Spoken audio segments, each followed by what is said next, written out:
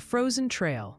According to official immigrant records, the Donner Party left Springfield, Illinois, in April of 1846. 87 souls in total, men, women, and children, all bound for California and the promise of new beginnings. What awaited them, however, was not prosperity, but one of the most horrifying episodes in American pioneer history.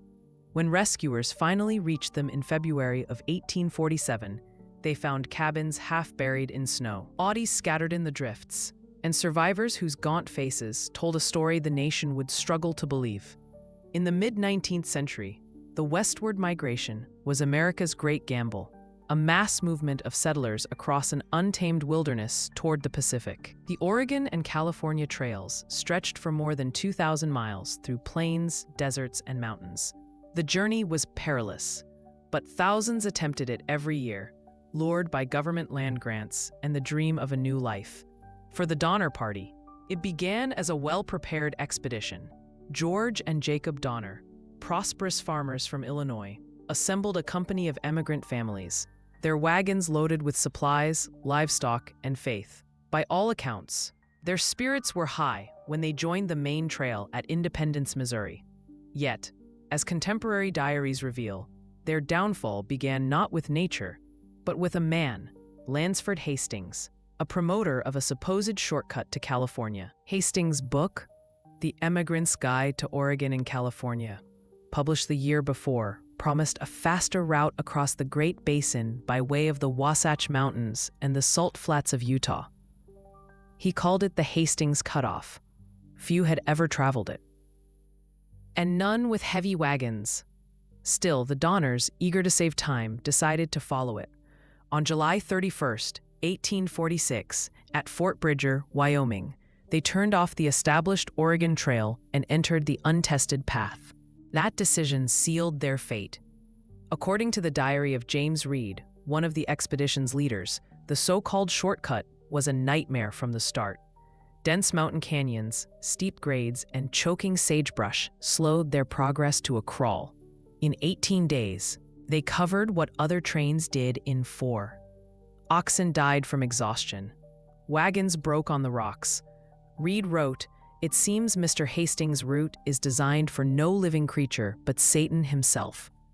The desert crossing that followed, the Great Salt Lake Desert, lasted 6 days without water. Dozens of cattle perished. The company's morale began to collapse. By the time the party reached the Sierra Nevada in late October, snow had already begun to fall. The mountains loomed like a white wall between them and salvation. According to weather data reconstructed from 19th century records, the winter of 1846 to 47 was among the harshest in the region's history. Storm after storm buried the trail under blinding snow. Wagons became useless, oxen starved. The party made camp near Truckee Lake, now Donner Lake, where they built crude cabins from pine logs and hoped for a break in the weather. None came. In the weeks that followed, starvation tightened its grip. Diaries and letters described dwindling supplies, desperate hunts for bark and roots, and the slow realization that help would not come soon enough. On December 16th, 15 of the strongest members, later known as the Forlorn Hope, set out on snowshoes, attempting to cross the mountains and summon aid. They carried only a few scraps of dried meat. Within days, blizzards engulfed them. Their tracks vanished in the storm. When rescuers finally found what was left of the Donner Party, months later, they uncovered the unthinkable. According to official reports filed by the California Star newspaper and the U.S. Army, evidence of cannibalism was found in several camps. Human bones stripped of flesh, cooking pots containing remains. Some survivors later admitted to eating the dead to stay alive. Others denied it to their graves. The truth lay somewhere between silence and necessity. In the cold arithmetic of survival, morality had frozen alongside the mountain pass. The story of the Donner Party would come to symbolize both the promise and peril of the American frontier. A cautionary tale of hubris, bad leadership, and the merciless indifference of nature. Yet, behind the horror lay an even deeper question. what it means to be human when humanity itself becomes a matter of life and death. As one survivor, Patrick Breen, wrote in his snow-stained journal, "May God forgive us our sufferings, for they are beyond man's understanding." The promise of the West. In the spring of 1846, the Great Migration westward was in full motion. The American frontier had become both myth and opportunity, a vast, uncharted space where fortunes could be built and old burdens left behind. The Oregon and California trails drew thousands of families from Illinois, Iowa, and Missouri, all converging on Independence, Missouri, the last major outpost of civilization before the wilderness. It was there, amid the smell of dust and livestock, that the Donner and Reed families joined one of the season's final wagon trains. The party was led by brothers George and Jacob Donner, prosperous farmers in their 60s, and James F. Reed, a businessman and veteran of earlier frontier expeditions. Together, they assembled 9 wagons, 20 oxen teams, and a caravan of families that included the Breens, the Murphys, the Eddies, and the Graves. They carried tools, seeds, rifles, and books, the instruments of new beginnings. The journey, they were told, would take 4 months. According to the Illinois State Journal of that year, the Donners' departure was viewed as emblematic of American ambition. Neighbors gathered to see them off, offering blessings and letters to carry west. George Donner, in a surviving letter dated April 15, 1846, wrote, "We go to seek a better life, where the land is free and the future bright." Few could have imagined that those words would one day be quoted as an omen. The early weeks were marked by optimism. Travelers on the plains described a procession of covered wagons stretching as far as the eye could see, their white canvas tops gleaming under the prairie sun. The children ran beside the oxen, and campfires at night became gatherings of song and laughter.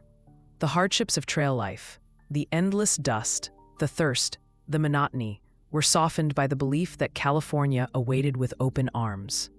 But journals from within the Donner Party reveal that small fissures began to form long before the Sierra snows. The Reeds, educated and comparatively wealthy, clashed with rougher settlers over pace and discipline. Oxen grew sick, wheels cracked, tempers flared. On June 27th, they reached Fort Laramie, where seasoned trappers warned them that the Sierra Nevada would soon be impassable if they delayed beyond October. Still, they pressed on. It was at Fort Laramie that James Reed received a fateful letter from Lansford W. Hastings, the self-proclaimed pathfinder, whose new shortcut to California promised to save up to 300 miles. Hastings urged emigrants to follow his recently charted cutoff south of the Great Salt Lake, a route that, he claimed, was better than any previously known. In reality, Hastings had never taken a wagon through the path himself, yet his persuasive rhetoric and glowing reports in emigrant guidebooks were enough to tempt the unwary. When the Donner Party arrived at Fort Bridger in late July, they found a note from Hastings himself, pinned to a guidepost. It read, "My party has gone ahead. The route is good and water plentiful. You will have no trouble reaching California by this way." It was the last encouragement they would ever need. Several experienced travelers, including mountain man Jim Bridger, assured them the cutoff was feasible. In truth, Bridger had a vested interest. His trading post would profit from emigrants passing through. Against the caution of others on the trail, the Donners and Reeds decided to take Hastings' route. As George Donner noted in his journal, "To hesitate is to lose the season. We must trust the man's word or perish waiting." So on July 31st, 1846, the wagons of the Donner Party turned southward into uncharted territory, leaving behind the safety of the main California Trail and stepping into the unknown. It was a decision born of faith and ambition, but also of pride, the belief that human determination could conquer any wilderness. The next entries in their journals grew shorter, the handwriting more erratic. Where earlier pages had spoken of clear skies and fertile valleys, the words now darkened with foreboding. "The road is rougher than we were told. The mountains do not end. We have lost another ox." Still, no one turned back. By early August, the company entered the Wasatch Range, a maze of steep canyons and tangled brush. The shortcut that was supposed to save them weeks would instead cost them everything. As one survivor later reflected, it was not the mountains that doomed us, but the men who said they could tame them. The shortcut of death. By early August 1846, the Donner Party had committed to the Hastings Cutoff, a route that would soon be remembered as one of the most catastrophic decisions in the history of westward expansion. The shortcut promised to save 300 miles, but it would instead add weeks to their journey and cost nearly half their lives. Diaries, letters, and later court testimonies from survivors form a mosaic of the suffering that followed, a tragedy born of misinformation, pride, and the unforgiving landscape of the American West. At first, optimism still held. According to James Reed's journal, the group's morale remained high as they entered the Wasatch Mountains of Utah. The terrain, however, quickly proved treacherous. Trees had to be felled, rocks cleared, and gullies filled just to move the wagons a few hundred yards each day. One emigrant, Virginia Reed, then just 13 years old, later recalled that the trail was like climbing the side of a roof. What was meant to take 1 week stretched into nearly a month. By mid-August, the group's livestock began to falter. The rough ground shredded oxen hooves, and exhaustion overtook both animals and people. In his diary, Patrick Breen described the terrain as a labyrinth of rock and forest that God himself seemed to have abandoned. When scouts attempted to find Hastings for guidance, they discovered he had already moved west, leaving behind only a note pinned to a forked branch. "Take the canyon to the left of this." The canyon was barely passable. The Donners pressed on, cutting their own road through the wilderness. The men swung axes for 10 hours a day, while the women and children drove the livestock through mud and rock. One wagon overturned, killing a teamster. Another split apart entirely. By the time they reached the Great Salt Lake Desert, they were weeks behind schedule and dangerously low on food and water. The crossing of the desert in late August was the breaking point. The Hastings Cutoff led them into a barren expanse of blinding salt and scorching heat. The oxen, maddened by thirst, broke from their yokes and scattered. Several wagons were abandoned.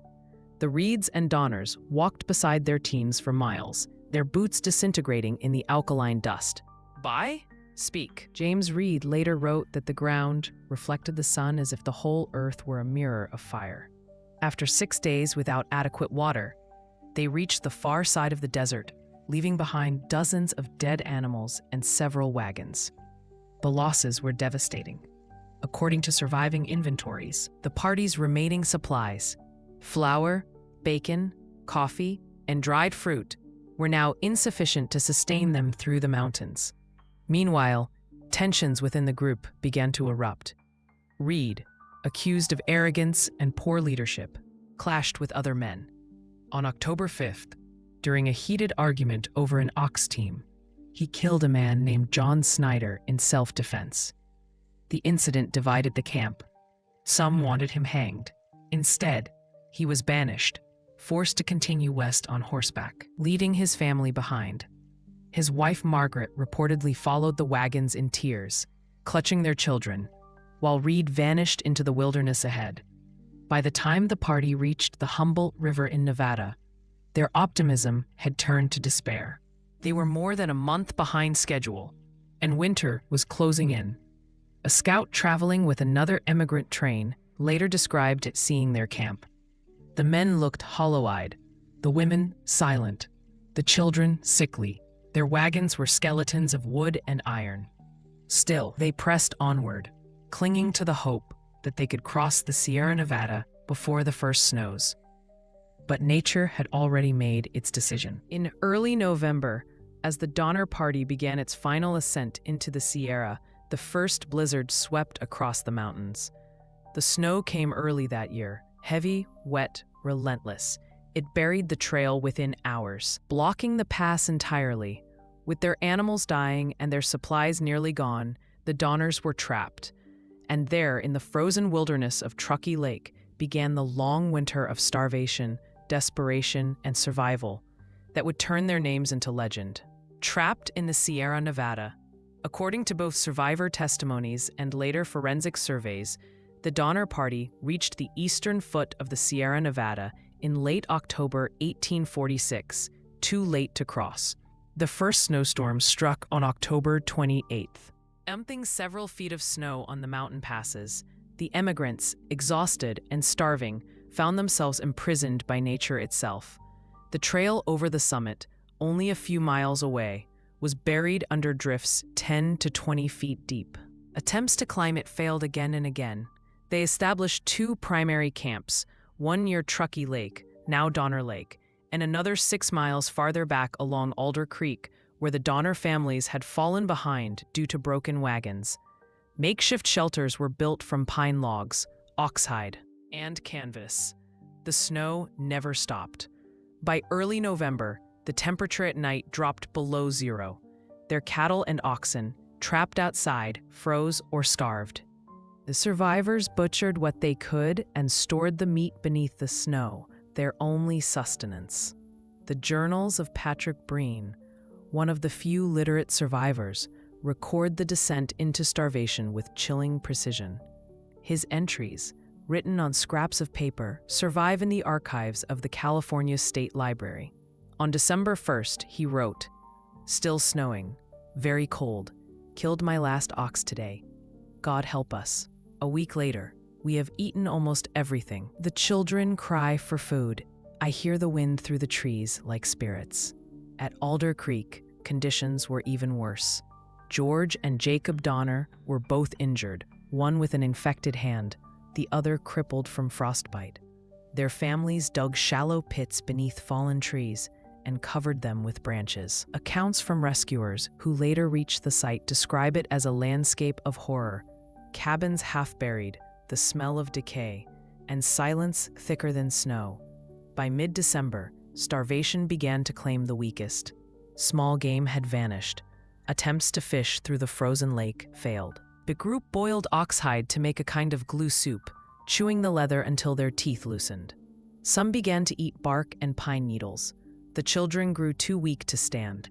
In the words of survivor Virginia Reed, "We were living ghosts before any of us died." With no sign of rescue, 15 of the strongest emigrants, 10 men and 5 women, volunteered to trek over the mountains to find help. They fashioned makeshift snowshoes from ox boughs and rawhide, and on December 16th, they set out westward. This desperate group became known as the Forlorn Hope. They carried only a few scraps of dried meat and hope as thin as their bodies. Within days, the snow swallowed them. The rest remained behind, watching the white wilderness close over the trail. At the lake camp, despair deepened. Children died in their sleep. Mothers starved to feed their sons and daughters.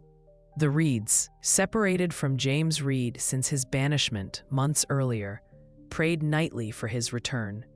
Unbeknownst to them, he had reached California and was already organizing a rescue, but the mountains were closed. Snow continued to fall into January.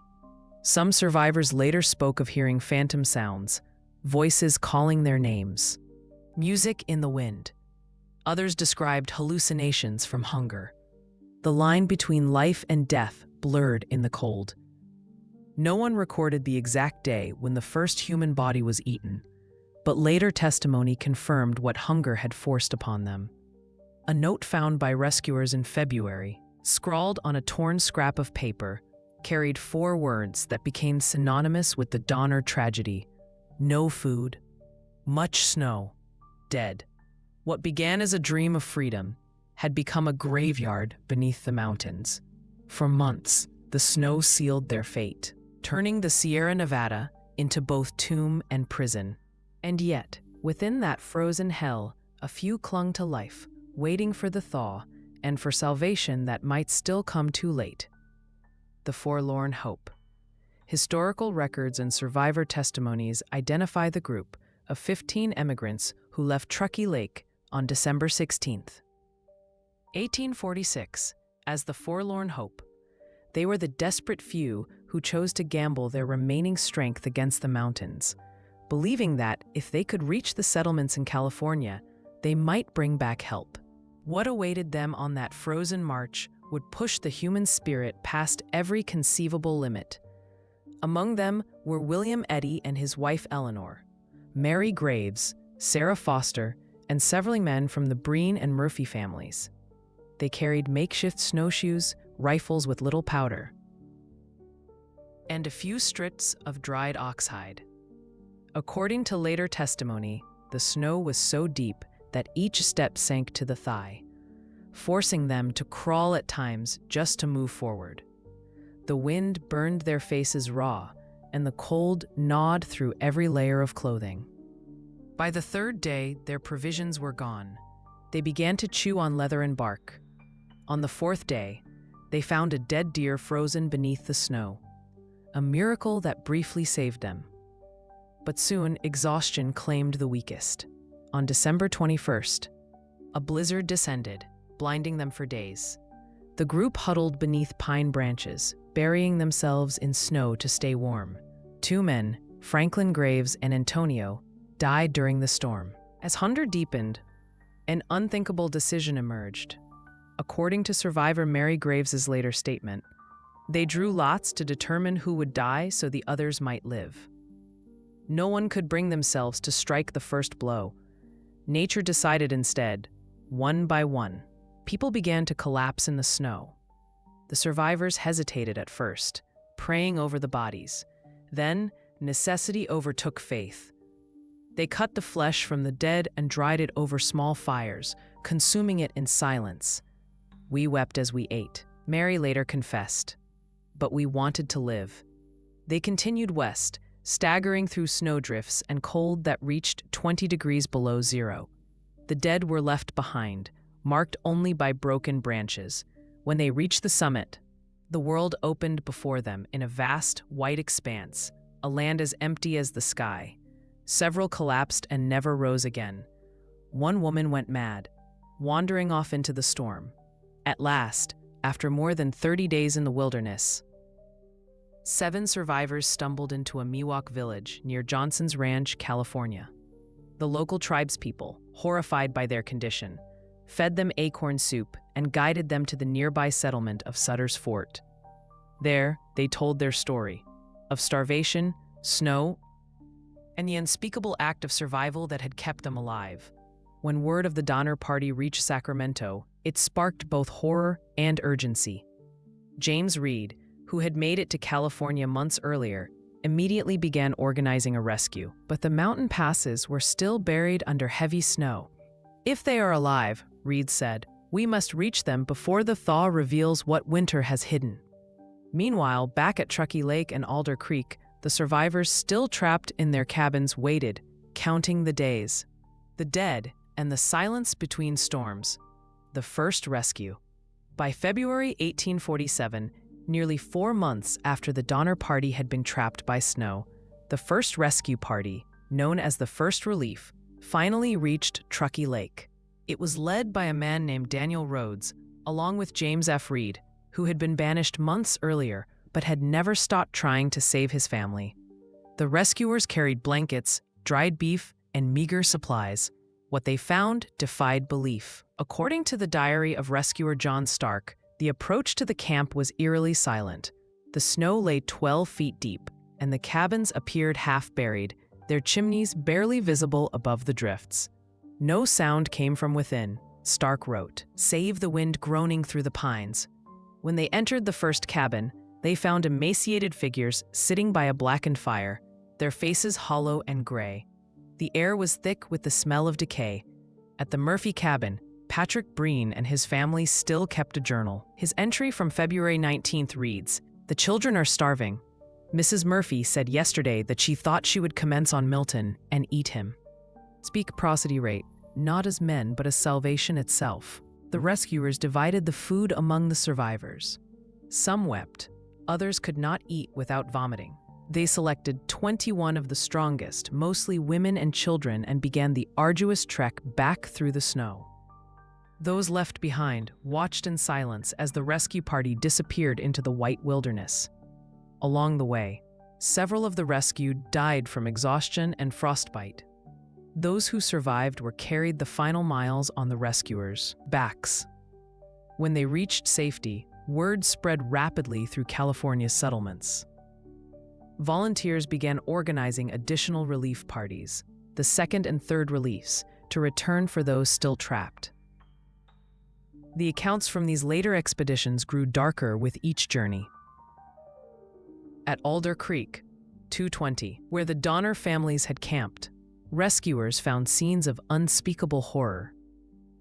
George Donner was dead, his wife Tamsin still alive but refusing to leave him. She urged the rescuers to take her children instead. One rescuer, Nicholas Clark, later testified, a break 260. Donner sat beside her husband's body and said she would follow soon. Her eyes were clear, her voice calm. She said she would rather die there than face the world again. When the final rescue party returned weeks later, they found her dead, her body partly consumed by others. Meanwhile, the public reaction in California and the eastern newspapers bordered on disbelief. Reports of cannibalism shocked the nation. The California Star wrote, "The sufferings of these unfortunate emigrants are without parallel. Let it be recorded as a warning to all who dare the mountains unprepared." The name Donner became synonymous with both tragedy and endurance, a grim monument to the extremes of human survival. In all, 4 relief expeditions crossed the mountains that winter and spring. Each found fewer survivors and more evidence of what hunger had done. Some refused to speak of it. Others defended it as necessity. Patrick Breen wrote simply, "We did what we had to do." By April 1847, when the final rescuers reached the camps, only 48 of the original 87 were still alive. The snow was melting, and the Sierra Nevada, once a white tomb, released its dead. The rescuers buried what they could, but many bodies were never found, claimed by the thaw, the wilderness, and the silence of history. The story of the Donner Party had ended, but the questions it raised would haunt America for generations. How far can the will to live carry a person, and what does one lose in the act of survival? The aftermath. When spring came to the Sierra Nevada in 1847, the thaw revealed a landscape of ruin. The snow melted to expose the cabins at Truckee Lake, now surrounded by shallow graves and the remains of livestock and men alike.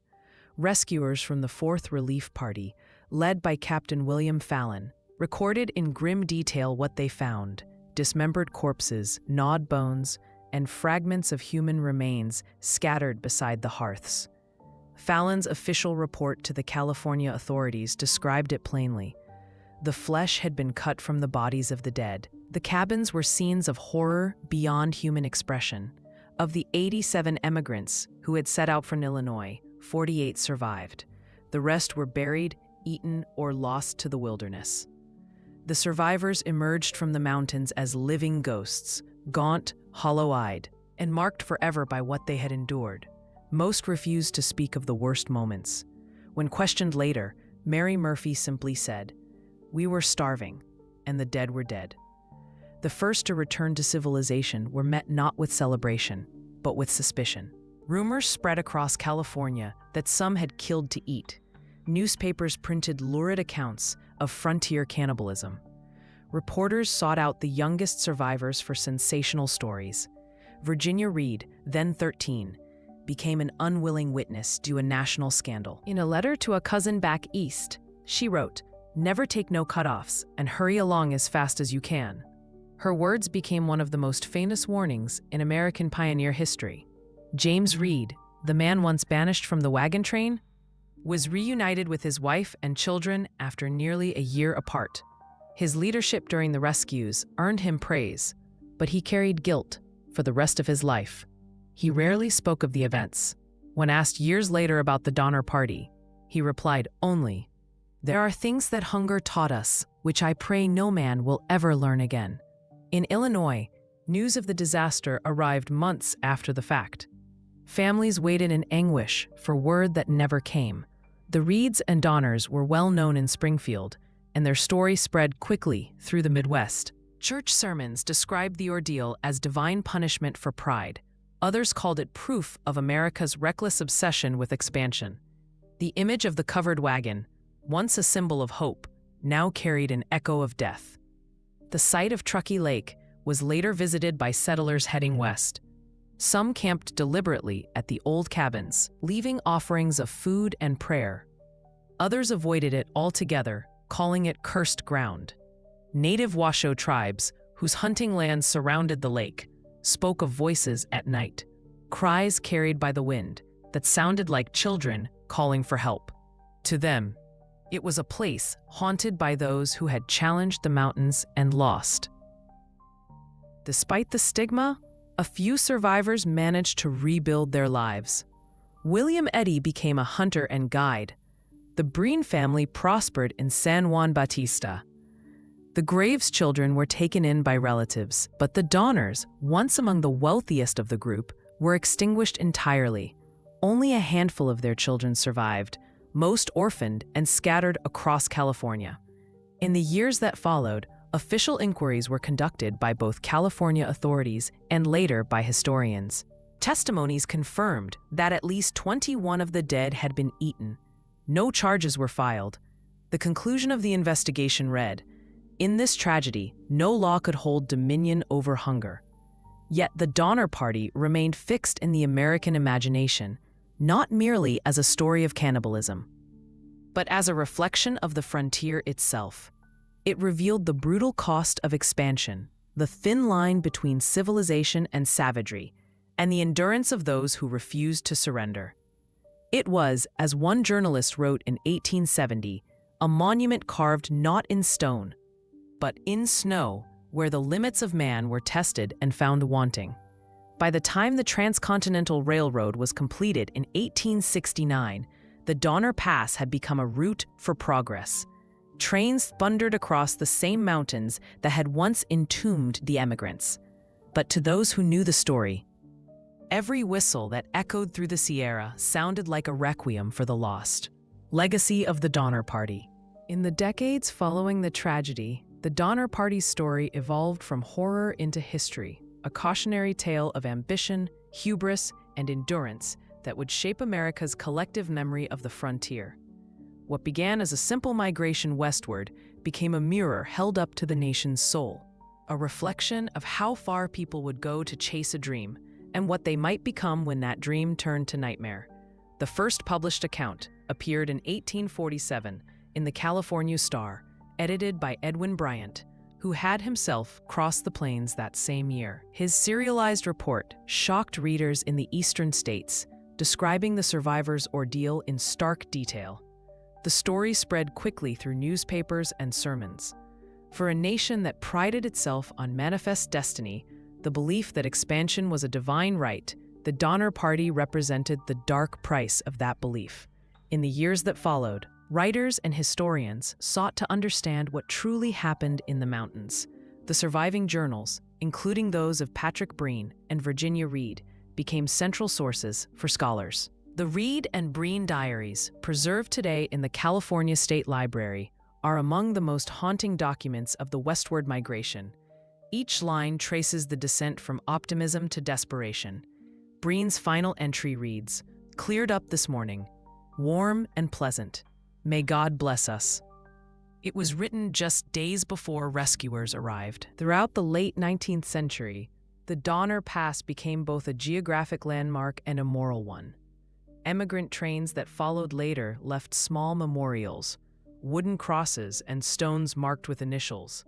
In 1891, the first formal monument was erected near Truckee, honoring those who perished. It bore a simple inscription, "Human strength endures." The site would later be preserved as Donner Memorial State Park, where visitors today can still stand at the level of the snowdrifts that trapped them. The Donner story also became a subject of science. In the 20th century, climatologists analyzed tree rings and weather logs, confirming that the winter of 1846 to 47 was among the most severe in California's recorded history. Anthropologists and forensic teams later verified evidence of cannibalism. Though their findings revealed something more complex than simple horror, acts of sacrifice, not murder, committed in extremity. Survival cannibalism, they called it, a term clinical in tone, yet unable to erase the human anguish behind it. For the families who lived, the memory endured in silence. Many descendants refused to speak of their lineage. Others chose to reclaim it, seeing in the Donner legacy not shame, but resilience.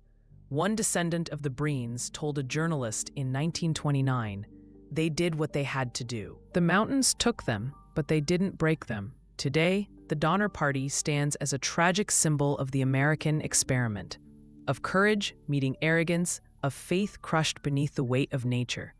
It reminds historians that progress and peril are often intertwined, that the same spirit that built a nation also drove men and women into the jaws of the impossible. Every winter, as snow once again buries the Sierra passes, historians, hikers, and descendants gather at Donner Lake to read from the survivors' journals. They speak the names of the dead: Donner, Reed, Breen, Graves, Murphy, Eddy, and stand in silence as the wind moves through the pines. Some claim that, in the stillness, one can almost hear the echo of an old wagon wheel turning in the frost, or a child's voice whispering a prayer into the cold. It is not a ghost story, though it feels like one. It is instead a testament to the endurance of the human spirit and to the mountains that keep its memory frozen in their snow. "We came to find a new world," wrote Virginia Reed. "Instead, we found ourselves."